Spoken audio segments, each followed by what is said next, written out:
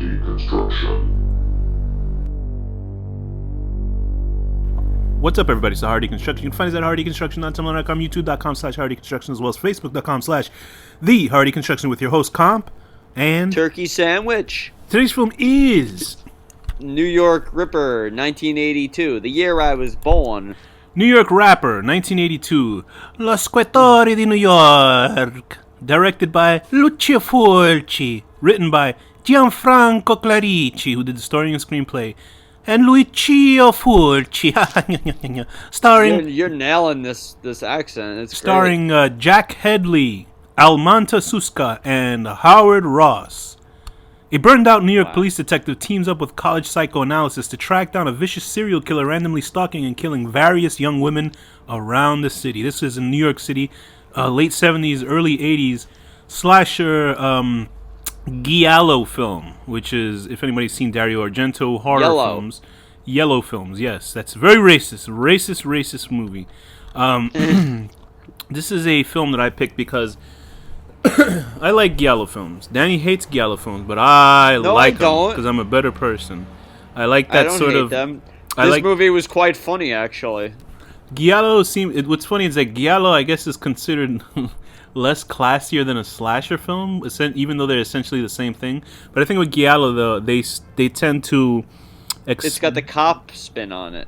Yeah, it's got the whole procedural cop thing with it, but also there's a lot of sex and nudity and dreamlike kind of stuff that happens with these movies. And I'm glad I picked this film because it was a movie that I'd always heard about, and I always mistook it as part of Dario Argento's filmography. But it's by Lucio Fulci, who I think died in 1995, and he's pretty much up there with Argento. Not like I guess he's not pretty as famous. Yeah, we've done two of his films already.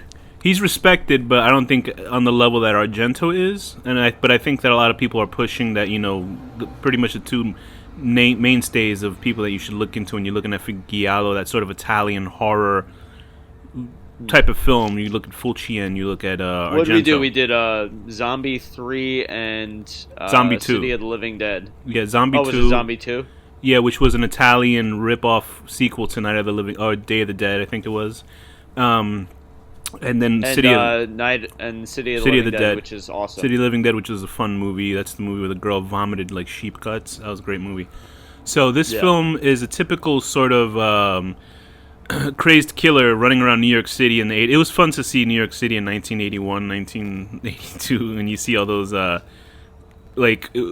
places I would not love, because I know you always talk about how great it was, how fabulous and unsanitized it was in New York City back then. I don't think it. I know there were bad things, obviously, but it's way preferable to me to have a real city that has bad things than fucking Disneyland or whatever shit we have now. How wonderful! What a dream world! And how does this film start out? It does have a fantastic opening with what? I'm trying to. Okay, it starts out with an old man walking his dog.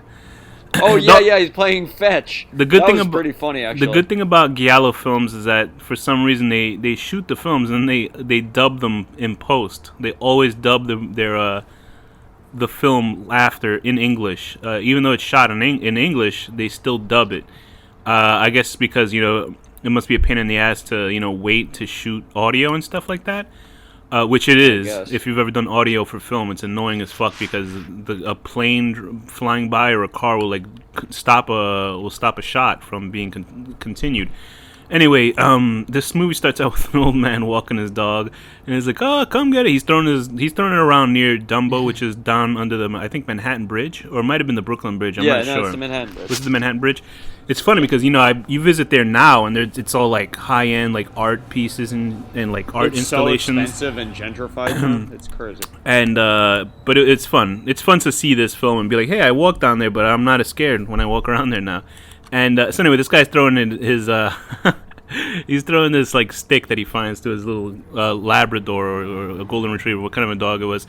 And the dog first time gets the stick, he throws it deeper into a nearby bush, and the framing on the guy's face, because it'll show the guy go like the voice is all. It looks like a karate movie because the way people talk in the film. He looked crazed when it was showing his face. And then like the camera does like a slow zoom in on his eyeballs because he's like he's horrified by what he sees, and then the dog comes back out of the bush with a human hand in its mouth, and then like it just pauses there, like it doesn't like cut to black, it just pauses on the hand in his mouth, and then it's like it has like the funkiest like 70s theme song, and it's like amazing. I love it. I love everything about it. It's just like I was incredible. glad they didn't kill the dog. That's all I gotta say. No, I don't think the killer would hate dogs. He likes ducks, but he also likes dogs.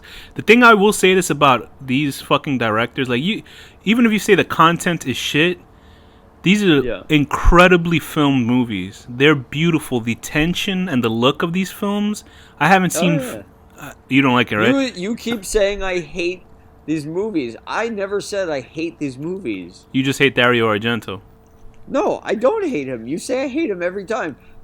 He's not really my thing, but I've seen like 5 or 6 of his movies and I like them. I don't like hate them or anything. What I don't get is that I was complimenting the look of the film, and you just went into a whole jargon about how I say that you hate movies. I'm like, how did that connect? I was just because you said regardless of if you like the content, it's like I'm not talking about you. I'm talking about in general to everybody in the listening, the 2 people that listen to our show. Well, you know what? I'm obsessed with myself, so I assume okay, fair enough. Has to do with me. Anyway, the way that the film is framed, I mean, it looks like a comic book, the way that the frames, and I don't mean to take away from the film, but everything is just like framed beautifully, to me at least. Like every single shot in this film is incredible, and the way the tension is played out. Like whenever something weird is about to happen or something strange, somebody's afraid, the camera does a tight pan on the eyes. There's always something going on in the background. There's people moving. There's nice like close-ups, zoom-ins, pans and frames and stuff like that. Like as a technical look, there's more movement on camera. There's nothing on camera that's ever boring with these films, especially this Lucio Fulci directing. Like everything looks gorgeous, and I probably sound like a technical asshole right now, but it's just like the colors are vibrant. The way like you can never know if these people are good actors because the voice is obviously by somebody else. And it doesn't seem like they're overacting the real actors doing the voices. I think they're being dubbed by somebody else. I'm not sure. Some of the dubbing wasn't so bad, but yeah, it's weird how they do that. I would rather see just subtitles or something. So they find this, but I think they're speaking in English. That's the thing. They might be speaking with bad accents and stuff. That's probably what it is. Okay. So the main cop in the film is this older guy, which is always nice to see an older guy named Jack Hedley. He's playing Fred Williams, who I think is like the name of a famous black football player from the 70s. So I don't know whether that was like on purpose or not. He's awesome, and him and that guy, the coroner guy, are like the best. Right. My favorite part though is like when Fred Williams at the end when he's trying to run into the hooker's apartment and he's climbing up the stairs and he's like almost doubled over, dying, barfing and shit. Yeah, that's funny. Anyway, so the first murder that we know of in the film was there's this a model that's killed, and that's the hand that it was attached to. So the weird thing that the detective, she didn't need it. you know how they try to lose the most weight, those models in the 70s. Yeah. So she did a really drastic weight loss program. So Williams is trying to figure out what's going on because I think he said there's 11 murders a year in New York, which I think was actually pretty low. I was like, was it? Oh no, I think he said 11 murders a day or some shit like that. Which is it's got to be a day. There's definitely more than 11. Yeah, 11 murders a day. Sorry about that. And I was like, oof. I was like, that's pretty heinous for I guess, but it makes sense. Like early 80s when I think millions of people. You know, I forgot if it was a president that said "fuck New York" or something like that. He didn't say specifically "fuck New York," but he said like people were asking for money to fix up New York around this time, and he said the hell with it or something like that. It was pretty famous. I forgot which president. What was the one that I think looked like Homer Simpson? I forget his name. Anyway, it was the guy who fell down the stairs on the airplane, and that's what I know about history, folks. It looks like Homer Simpson. So this conversation that Fred Williams has with this woman who was a neighbor of the model, she says she overheard the killer talking to the model, and she said he sounded like a duck, and I was like, what the hell is this? Oh, that woman was the best. Yeah, she was.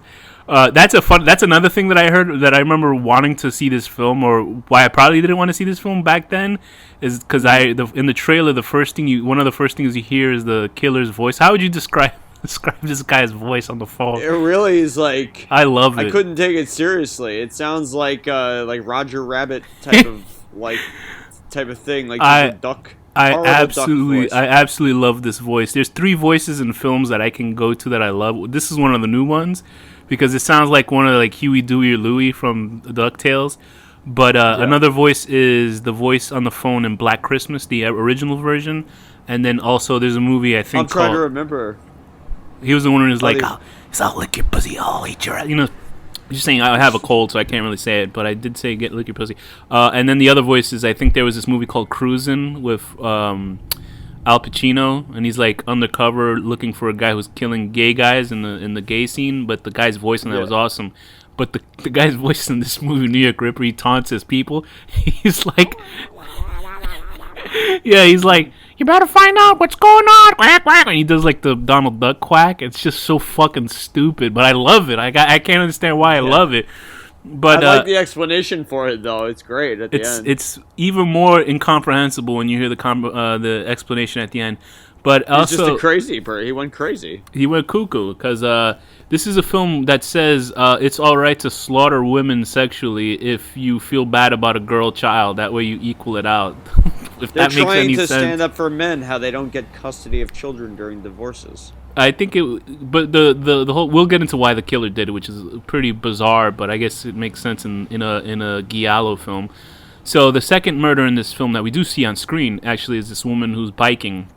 And they're taking the Staten Island ferry, which is. Have you ever been on the Staten Island ferry? I don't think I've ever been on it. No, I haven't. One time I was going to, and then I remember like a drunk captain like rode into the fucking dock. Yeah, that's what I was gonna say. The Staten Island ferry is this boat in New York that leaves at the harbor of Manhattan, and you take it all the way to Staten Island.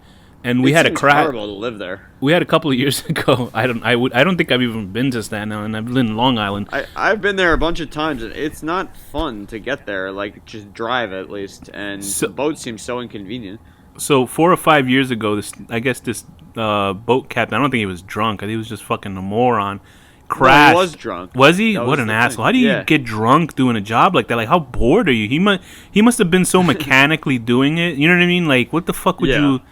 you get drunk on your job? Like, do that shit after your work. I mean, or eat ice cream or something. What the fuck? I'm almost positive he was drunk. Well, some guy this was like more like 10 years ago at this point. Like, this guy got his legs severed and shit like that, and they sue the city because of that, and then you and I pay for that crap. Anyway, so Yep. I don't know what got on from that, but this girl bikes in and she she decides to be an asshole and do like graffiti on somebody's car with her lipstick, saying the word shit. Like, I don't understand what the point of her doing that was. Because that guy was rude to her in the street. Oh, was that the same guy's car? I didn't realize that. I think so. Yeah.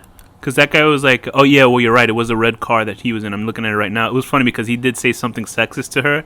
That's why I didn't catch up. I just thought she was being a fucking moron for no reason. He was the one. She rides her bicycle into his car, and he goes, "Why don't you stay home and be in the kitchen like a woman should?" I guess he deserved that thing on his window. But But she did ride into his car because she wasn't paying attention. What I also think is funny is what happened to him, because like she gets killed in his car, and all the other cars move. That fucking guy, that fat guy, was nowhere to be seen. He didn't get back to his car. Like, conveniently didn't get into his car. He was probably taking a nasty shit in the bathroom. He was taking it off the side of a boat. I remember I was on a fishing boat where it was one of those kind of things where you pay like $12 to get on the boat and you catch all the fish that you can eat. I hate fish. Right. I can't eat. I'm disgusted by fish. But I was like, it was cool because you put worms in the fish. I put a fucking hook through my finger. It was great. Oh, and God. And then I was just walking around the boat because I know there's always people that get seasick, and for some reason I don't. I get car sick. So I get seasick bad. I go onto the top level, and there's like a whole pile of vomit everywhere, and I was like, oh, great. Oh. So I had to get out the way. It was pretty heinous. Anyway, this first girl, she is doing graffiti in the car, and it does one of those POV where she's like, oh. She's like talking to the camera, and then the guy stabs the shit out of her. He cuts her from the vagina up to the neck, and it's pretty. And like in broad daylight in a public setting, no one cares. It's one of those things where a woman will scream at the perfect time when the guy's pulling the horn on the fucking boat. It's always one of those things. Right. It's pretty funny. I mean, it's like heinous what's happening to women, but it's one of those film that it's like so over the top. You could tell it's like a greasy, Even when that exploitative guy film. said that comment, I was like, "Uh-oh, we're in for a treat with this Yeah, this is a movie." film because I wanted to say watching this, I was like, this isn't a film that they would make today. But then I realized when we saw like Maniac, the one with Elijah Wood, that was like Yeah. women getting murdered like sexually and stuff like that in that movie.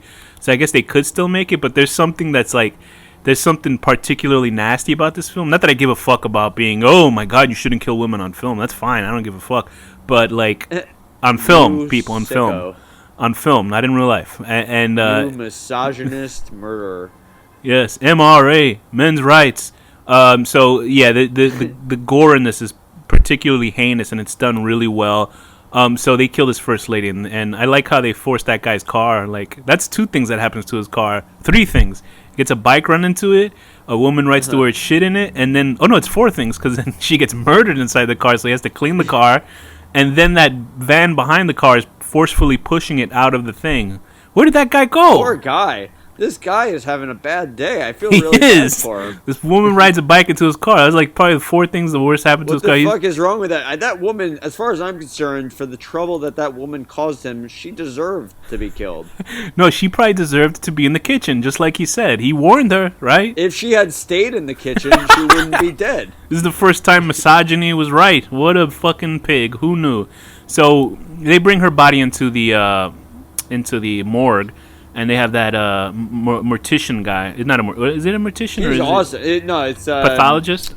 Is that what yeah, they call him? pathologist. So pathologist guy. It was a pretty heinous. Whenever I see a really well done special effect in an old movie, I get creeped out because it looks like, is that a real dead body? Because he's like sewing up the guts and shit, sewing up her skin, and I'm like, ew.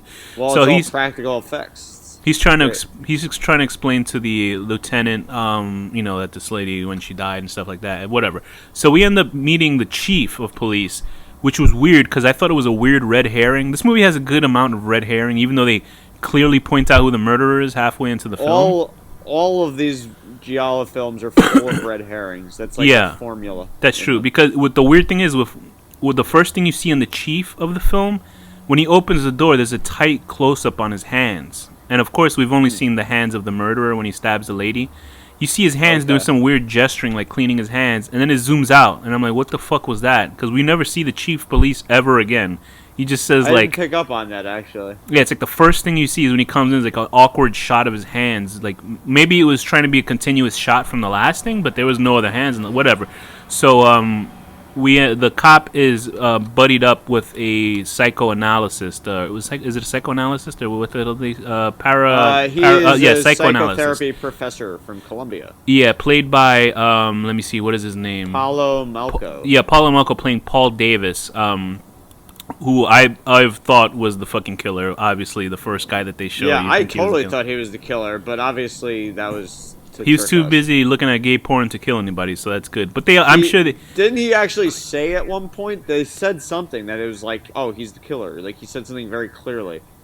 No, he. Oh, the he only- was like, "Oh, you cops are thinking like cops," and blah. Yeah, blah, yeah. blah. He says a lot of stuff that's a little awkward and weird, and plus they give him also since there's violence is mostly for women against the women in this film, like him picking up that gay magazine at the newsstand, like is he gay because he hates women, shit like that. But he's actually a good guy in the film, which I thought it was all right. He was just like that was just an aside, but I think it was also obviously a red herring and stuff like that. So this leads us into this film is full of like suspects, which I like in horror films or this type of giallo films that you don't know who the fuck's in it. We end up meeting this guy played by Howard Ross. He plays this degenerate guy with two fingers missing off of his right hand. I totally recognized him. Mickey Scullender. Yeah, he looks familiar, but I was looking up his IMDb, but I didn't know who the fuck. I haven't seen him in anything else. He's primarily. I couldn't find where I knew him either. But He's I know, he's primarily an Italian actor, and he was in like a lot of the films in the '70s, like a lot of like famous Italian films. And I actually looked on Bing.com, it's like a sort of a Google, and they were like interviewing him about films he's been in. And I was like, oh, that's cool. He still has beautiful hair, which I hate because my hair is like shit, and his hair is gorgeous for an older man. I was like, scumbag. And so we see him, and he's sitting in a porno theater. He actually gets this ticket to go to a porno, live sex show. You So see him and Paul Rubens hanging out together. Paul Rubens couldn't afford the live show. He was busy jerking off in a theater.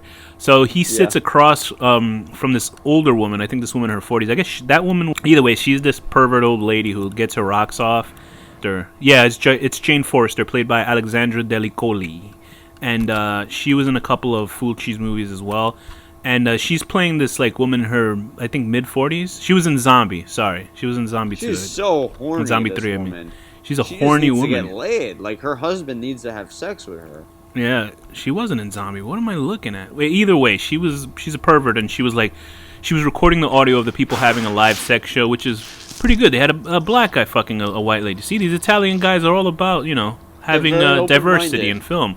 There's not one black person as a main character, but they're in the background. They exist. They matter. Well, New York doesn't have many of them. That's true. It's At a this very time, undiverse area. Anyway, so this woman is watching. She has a big Dick Tracy hat, and she's watching this porn, and she's wearing a big trench coat. She's essentially doing what a pervert would do in a theater. Horny.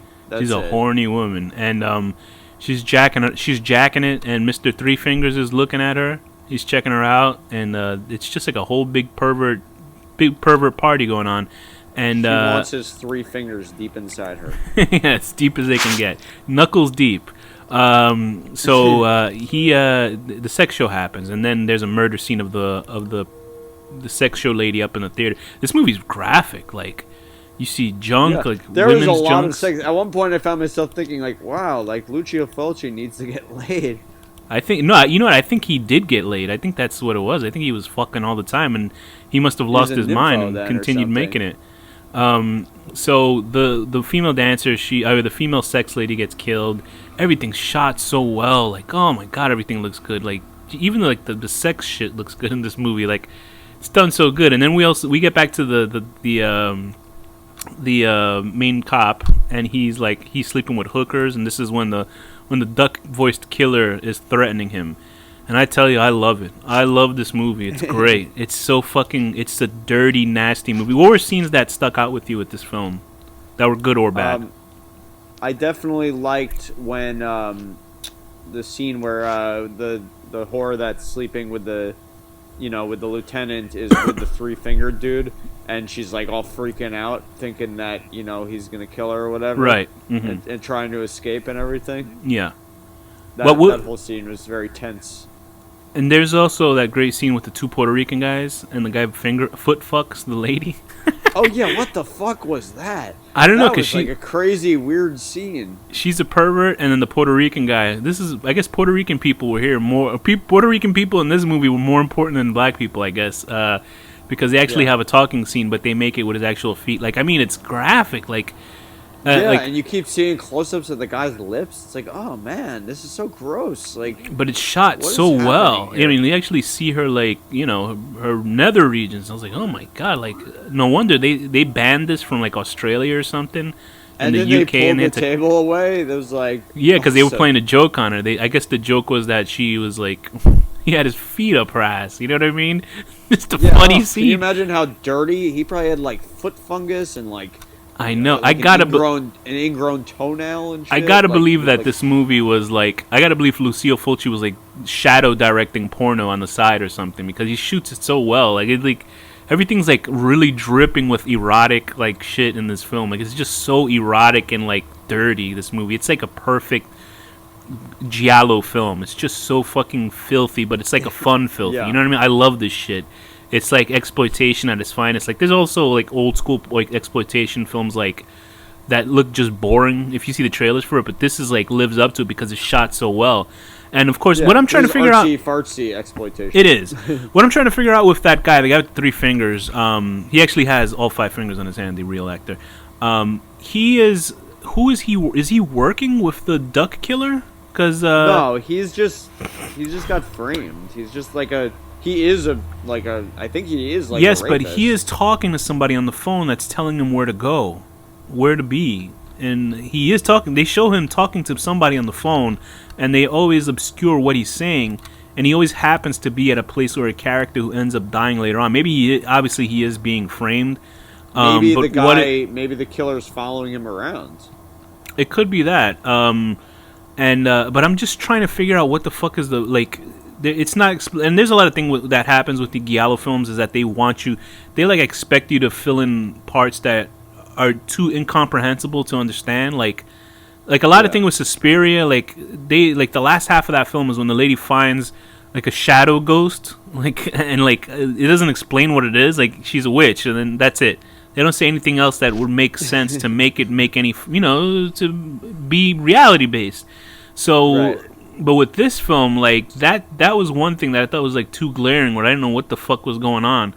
And anyway, It's so just, I don't think it's supposed to really make much sense. I think you're just supposed to be like, oh, it's not him. He's a red hair. yeah, I get it. But the and film just is move not on. the film is not that dreamlike where it doesn't fly into fantasy like any of the other films. Do you know what I mean? Anyway, so there's Faye Majors, who is this cute blonde girl who she looks so generic that I thought she was an American actor, but she's an Italian actor as well. But she's so cute. She's like so pretty looking for like 70s, and she gets attacked. She's followed by three fingers, and she gets attacked by the duck man.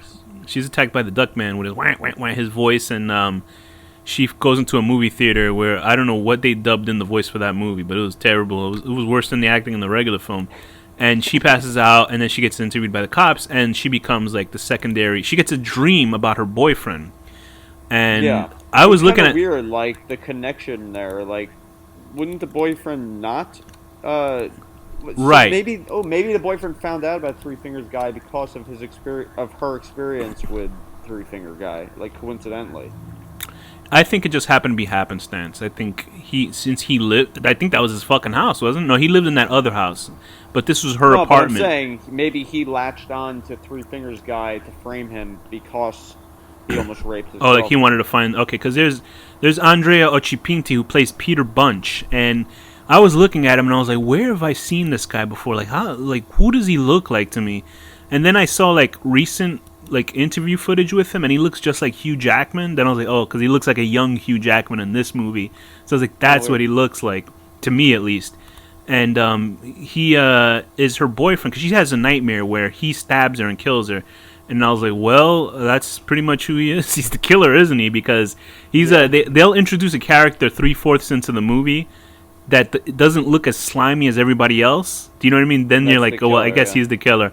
Even though they try to forcefully, really force it out to be Mr. Three Fingers, but And it's also not. they make it seem like at one point they say basically say that it is the professor. I forget exactly what the phrase was, but he was talking to himself like, "That's why you cops will never win, and I'll win because you think like cops and I think outside the box." Or Yeah, something. I think also Like that he said something like that. It's like, oh, okay, so it's him. I think they also cut out something because the professor is playing electronic chess with somebody that somewhere else that's playing Yeah, electronic what the chess. hell was that? I think he's just playing. It's sort of like if you play chess on the internet with somebody randomly. I think that's the original version.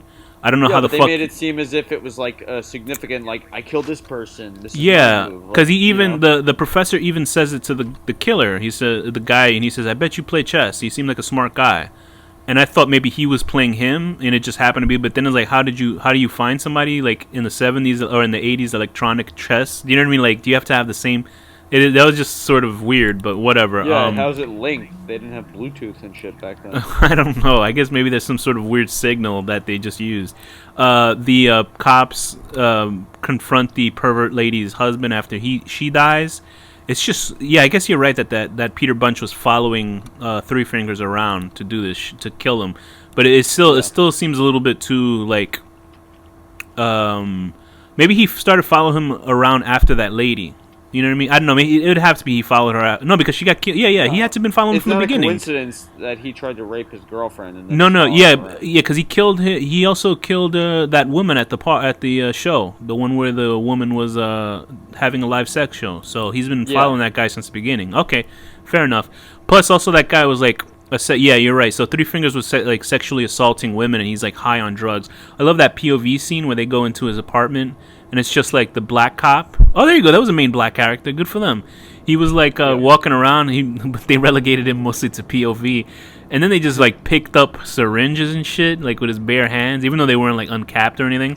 They didn't And know there's about like AIDS back then. and there's like all these like posters of Three Fingers nude. And I was like, what the hell is going? Because he's obviously like a gigolo or something, but he has like posters of himself nude on his own wall, and like his they find like a bong with made out of a black penis. It's hilarious, this movie. But Very strange. I think the movie does really well with these. Maybe it was a white penis, but it had so much resin inside it, Oh. and smoky so much. Oh, that's true. Oh, I thought you meant maybe they shoved it up their ass. Did you like the reasoning that's for it. the? Did you like the reasoning for the killer? What his weird sort of reasoning was, and the I confrontation. mean, it was kind of fun. He like basically just snapped, and because of his daughter, and like He looked really young to became- have a daughter that turned age. into a duck person. This movie had the most depressing. Yeah, it is ending. pretty Like, sad. What the hell? It seemed like the only- so depressing. It actually made me burst out laughing. It seemed like the only person that had nothing to do wrong to anybody had like the worst fate in the film. Well, yeah, Like because it they was just introduced this girl like as the reason, and she's gonna just die alone, and she's just crying, and that's it. Like nothing. So what we learned is that Peter Bunch had a daughter. Peter Bunch looks like fucking 20 years old. I think he was like 20 years old, but he has like a 9-year-old daughter for some reason, and which means that he had sex when he was like fucking 12 years old or something. But he has a daughter, and the mother just never decided to stay with the kid, and he ended up going insane because I guess it's a bizarre reason to go insane that his daughter would never grow up to be a woman, so he wanted to take it out on other women. So that's like the fucking stupidest thing I've seen for a person to go insane. Like if a woman had killed his daughter, that would make sense. I guess it was the mother of his child was a woman, so you'd think he would kill her. But so this girl had like a certain type of cancer, and they had to like actually amputate her arm and everything, and that's why he went insane. And he attacked his girlfriend, which is stupid because like He went insane, but he didn't think to spend time with his dying daughter. Right, he thought that he thought his girlfriend would be different. Then he said, "I knew you'd be the same." Wah, wah, wah, wah. And he's been quacking around trying to kill her at the end. I was like, "What the hell is this logic?" But I guess it's the type of film that it is. And what did you think about that confrontation at the end? Like she takes. I like that the woman at the end took charge. Like for some reason, they almost want you to think that the woman is a killer. Because remember, the professor says that at the end. He's like, "It could be a woman that does it." So they want you to almost think. I never got that feeling, but she They did it for a second. hinted that she knew it was him at one point because she gave like a scary look. For one second, I thought it was her because then they said they were looking into her background and they said she sees things that aren't there. So I was like, oh, she's the fucking killer. And then she calls him on his own phone in his own house and does the same exact voice that he does. So it's like weird. So it makes you think, oh, she's the killer. And it's just like a weird ending, but it has one of the greatest special effects in the history of cinema. When he fake dies, she stabs him twice. He falls down the staircase. This is like the second time he falls down a staircase in the movie. Shot. That was awesome. It was. That was awesome. I meant it sarcastically, but it's still an amazing special effect where the cop shoots him through his mouth, like the sides of his face. He doesn't die, I think, because I think that's him in the ambulance at the end. But really? he blasts his. Yeah, they're showing an ambulance driving around, so I assume that's him. Like, it wasn't like a fatal shot. I think you can get shot through the mouth. Well, they could have brought her to the ambulance. That's true. They could. No, but she was. I think she was okay by the end, because the shot is like. If you ever seen that Steven? No, you didn't see a Steven Spielberg movie called Munich. It was about like these terrorists that kidnapped like these Olympians, and there's a shot where they shoot a guy right through his mouth, like the side of his face, so it blew his teeth out. So you just see a huge gaping hole, and he's just standing there looking at them because he's like shocked. And it's like really disturbing scene because it's like you know like when Steven Spielberg. What are you laughing about? It's like real people that happened to. I'm picturing the shot. I got to send you the scene, but it's like a non-fatal wound because he just blew his teeth out of his face and the guy was in shock. So I assume that's what happened here, but he might have shot a little bit higher because it was like a dummy's face that exploded, like a dummy that looked nothing like the guy. And they put it in slow. I think he died. I think that guy died. Yeah, he might be dead. But me looking at the shot of the ambulance at the end, I'm thinking it's him. I think he's inside the ambulance, or he's probably dead inside the ambulance. Who knows? But it really is a fucking depressing ending, and it shows New York like in its. What the hell? I was so sad that I actually started laughing because it was like absurdly sad. Yeah, it was like over the top, over dramatic. Like they could have had Faye, the girlfriend, who was dating the killer, adopt her or something. Like that could have been something, Yeah, but they didn't. They or just didn't visit bother. her or She had only something. like But I instead, think. Go what? ahead. No, I was gonna say they could have had like her visit her at least, but instead they're like, let's make this as sad as possible. Yeah. They gave her like only a couple months to live, and she was like, crying. Maybe Faye went to go visit her off camera or something. But Yeah, that but they shot didn't of, show it. They I just show know her that shot crying. of her just like dying and crying in pain and horror is pretty bad. It was And pretty the doctors depressing. are like, no one cares about her, and then they just show her crying, and that's it. What did What you? the hell is that? What were the worst parts of this movie for you? I mean, there is no standout worst part of it. It was, it's not really my type of movie, but Okay. I liked it. Is it because it's like a cop film? You don't really like it? Yeah, I guess so. I'm not into like these like kind of red herring kind of clue Okay. movies too much. I do like some of them, and they could be well done. And I didn't dislike the movie, but yeah, and like you said, it's like very artsily shot and everything. So I did enjoy it, but not exactly my thing. What's your favorite part of the movie? Um, I don't know. I really love the scene where she's like tied next to the three-fingered guy, and she's like all freaking out. And yeah, when you bring it up, actually, like I love the face shot scene because it was awesome. Yeah, it's good, especially the part when the hooker girlfriend is getting her face cut up by the murderer. Like it is like a very close up shot of like obviously a robot dummy of the woman's face, and the razor blade. I didn't know a razor blade could go that fucking deep. That doesn't make any sense. That a little blade like that it actually Yeah, you carves. could get it in there. And It also carves everything with the into coroner made me happy. it. He It was carves awesome. into her forehead and through her eyeball. So it's like really fucking graphic. I mean, I like the movie. I liked it a lot. I thought it was like it's probably one of the better Giallo films that I've seen in this doing this show. Yeah. So and it's just well shot. I mean, just for the look of it. I mean, like I think we saw a Blu-ray version of it, and it's just like beautifully colored. Like there's nothing you can do about the fucking voiceovers. Yeah, They're that's pretty a really terrible. high quality version It's a of very it. high So, quality version of this film, and I think everybody, if you're into Giallo films and slasher films, but like definitely worth it. if you're a total pussy that can't see like women get killed in film, like you have a real problem. This ain't gonna be for you. Like I'm fine with everybody getting killed in films. Like it doesn't matter for me, but it's hard. It's like really like anti. People were asking, "Oh, did Lucio Fulci hate women when he made this movie?" And I was like, "I don't think that's Oh, that. I think please. just like he's just I he's still, just a I passionate still consider Italian." my favorite. Consider my favorite Giallo film probably like Opera. Still, I really Okay, that like was that fun. one. I like Yeah, at the that end. one was my favorite. I think. I like at the end that professor, the psychoanalyst, that has his arm around Faye's shoulder, and I bet you she's like, falls in love with him, but he's like, no, I'm gay. They should have had that scene. They should have put that part. He just goes to Right. his house and he has a huge Blue Boy magazine in his house. I don't know why I remember the name of that magazine. Anyway, it's a fun movie. It's all around New York. You get to see cool shit in the late early '80s of New York City. The really disgusting, seedy side of the city, and I would give this movie an 8 out of 10, having 3 fingers and wanting to wave hello to a horny old lady in a movie theater, but realizing it might look like an offensive gesture. All right, I'm gonna give this a 7 out of 10.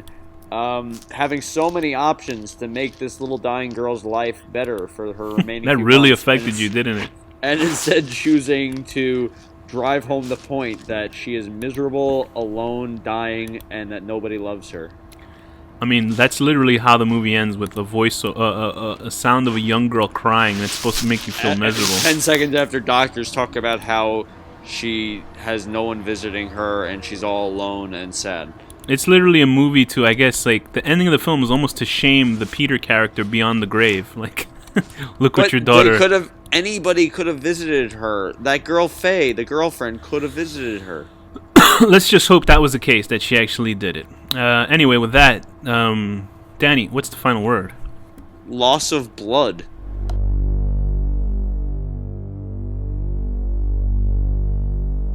The horror deconstruction.